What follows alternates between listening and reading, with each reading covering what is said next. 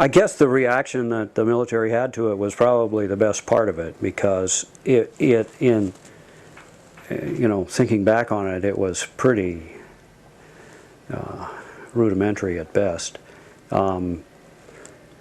We did have the papers and occasionally flyers or leaflets, whatever, that we would pass out.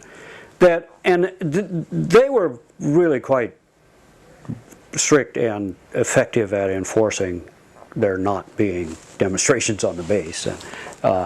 So there were, on occasion, demonstrations at the gates, but not on the base.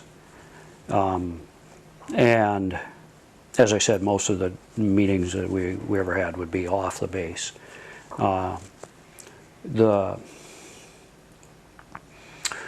We would try to distribute stuff, like I said, the paper or the leaflets or whatever, from time to time.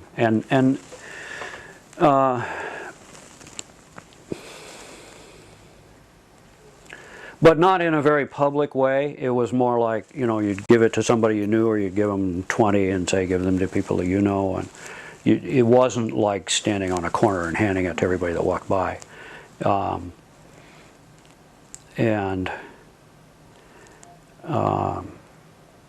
I do recall one time being interviewed by some TV station,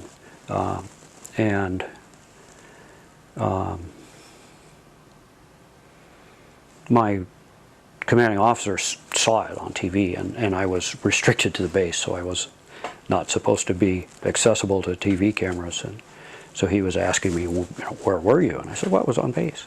He said, oh, I find that hard to believe.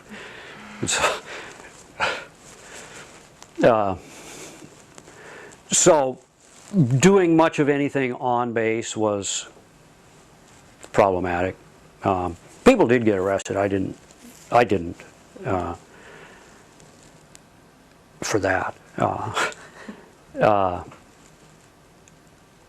And of course, whenever they ran across any literature, if you can call it that, they would confiscate it. So was most everything kind of done through the shelter half? Or? Yeah, most often, yeah. So whenever you wanted to actually do something, it would be at the shelter half. So like putting the paper together or trying to plan events or anything like that would be, I think, pretty much always at the shelter half. I don't remember